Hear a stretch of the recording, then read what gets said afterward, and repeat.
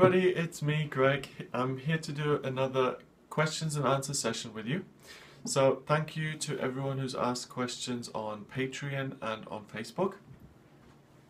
I'm going to get started at answering these to the best of my ability. Okay, so the first question here is Bernice, and she's asked me on Patreon, "Hi Gregory, I wondered, do you think palm reading can be done at a distance?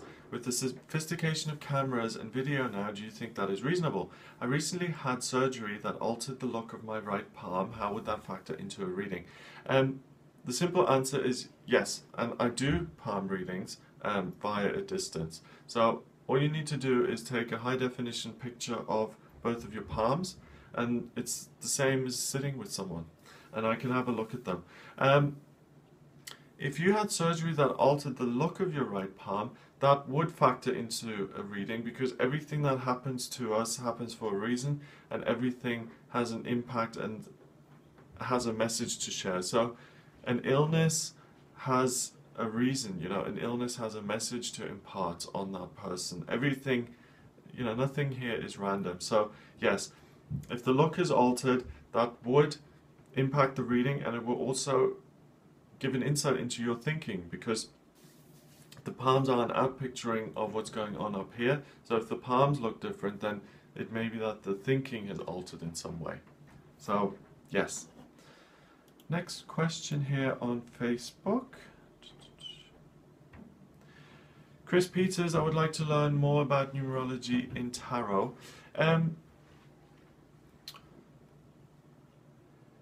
There are loads of resources on numerology, but the way I do the numerology is I take my 3 tarot cards and I add up the numbers, as you can see in my daily videos on YouTube, and that's the way I do it, and I use the general numerology meanings and apply it to the tarot.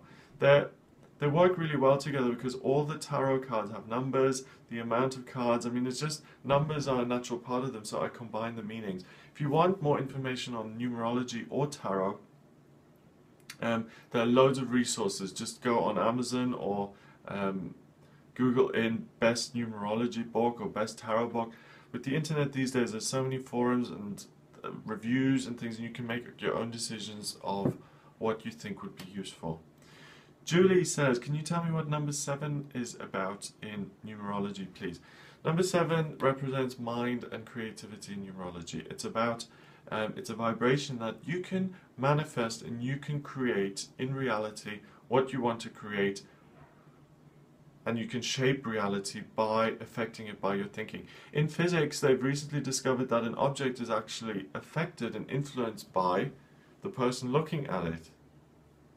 So the actual consistency of a cup is going to be altered depending on if someone's looking at it or not. It's amazing. Karen says, "Hi Greg, I hope you're having a great day. How can I find my, and for others, lucky numbers for the day, like a specific date in numerology? And can this also be incorporated with tarot? Thanks, very grateful for all you do. You're awesome." Thank you. Thanks, Karen. Okay, the date, you can get the basic number by adding up all the numbers and then dividing them. So today is the 6th of March 2015. So you go 6 and 3 is 9, and 2 is 11, and 1 is 12, and 5 is 17. 1 and 7 is 8. So you've got your number for the day. In tarot, you can in tarot you can look at what cards you got for the day, and then you add up the numbers. So 5 of cups, 5 of pentacles, 2 of air, 5 and 2 is 12, 1 and 2 is 3. You've got your 3 for the day. Very easy way of doing it. Okay, so then the next question here. Oh, pressed the wrong button. Okay, Kat says, "Do the ascending sign and moon sign aspects play a big role in who we are? Since discovering I'm a Scorpio..."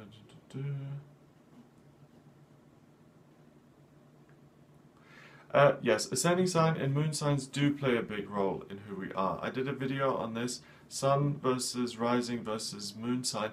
Have a look at that, it explains it, okay? Each one of those things relate to a different part of the personality, and they're all really important. Amy says, "Hi Greg, seeing a lot of repetitive numbers lately. First 444 and now 111. What's your take on it?" Seeing one number, so a 4, all the time is a message. Seeing 444 is a really strong message. Okay, it's a heightening of that same vibration. So seeing 444, for instance, first of all means that your action is divinely guided, and 111 says it's time to create.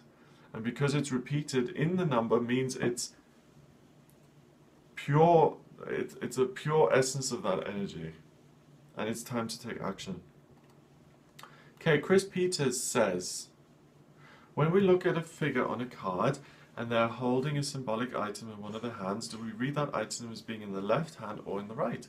I've heard some readers say the magician points to the ground with his right hand and some say it's with his left. Okay, the magician has one hand up to the sky and one to the earth, and it means there's a connection to spirit and earth. I don't take notice whether it's the right or left hand. Traditionally, the left is seen as more feminine and more receptive. The right is seen as more masculine and active. So you could add that meaning to it. But really, when you're looking at the card, you can add that meaning to it. But really, it makes no difference to the actual symbolism of the magician, for instance. The world, she has 2 wands in each of her hands. It makes no difference which it's in. The ace cards all present things on a hand. I wouldn't really worry too much about whether it's left or right in the tarot. I don't think it adds significantly to the meaning, and if it does, use that left as receptive and right as active. Use that meaning if you do want to add a meaning. Okay, Mary Beth, thank you for doing this, Greg. Do you have any special insights on the upcoming new moon solar eclipse in Pisces on the vernal equinox? Okay, first of all, the new moon is a period of focusing and new beginnings. Okay, I've included the meanings for the new moon solar eclipse in the astrology forecast for each of the signs of the zodiac, so have a look at those videos. I really go into a lot more depth in those videos. Okay, so have a look at your sun sign, so whether you're Aquarius or Scorpio, I'll be able to give you more info in there. Deborah says, in the Thoth Tarot, the 8 major arcana card is justice and 11 is strength. In the Rider deck, 8 is strength and 11 is justice. Why are these 2 cards in reverse? Which one is more accurate? Neither one is more accurate. It's a different way of... If you look at the major arcana, it's called the Fool's Journey. They do a narrative around each one of...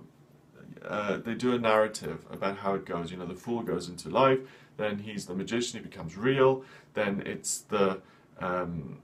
High Priestess, where he becomes manifest, it's sequential, okay? The fact that they've switched them around just means they feel like the story flows more if they change it around. It makes no difference to the actual card, just means the actual narrative of the Fool's Journey is different.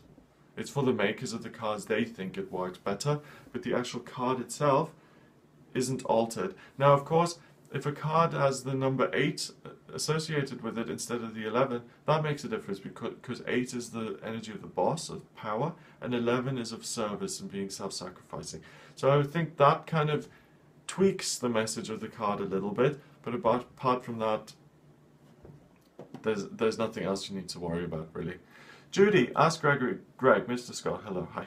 I know you say it is all intuition, but when reading cards, the major arcana, how to know if it is an aspect of oneself, the person you're reading for, or knowing it represents an actual person in their life, or coming into your or their life. Thank you for your time. Well, there is no way to figure that out unless you get an intuitive message. If I'm doing a reading for someone and I get the King of Cups, it can either mean that it's emotional serenity and peace, or it can mean that a good-hearted, well-meaning man comes into that person's life. The only way I'm going to know that if I listen to my intuition and it says A or B. The cards don't prescribe that. The cards don't say it's a person or it's a feeling. The only person who can figure that out is the person reading. The only way you can figure it out is by listening to your intuition. So I can't give you any there's no system that makes it easier for you. I can't tell you any more than that. Melissa, hi Gregory. Sometimes I drop a tarot card and I get confused which way to read it. Intuition staying blank. Do you have any advice, or has this happened to you before? Regards, Melissa. Thank you for your time doing these videos. Great. If your intuition stays blank, that's the great thing about the cards, because then you actually read the card's meaning.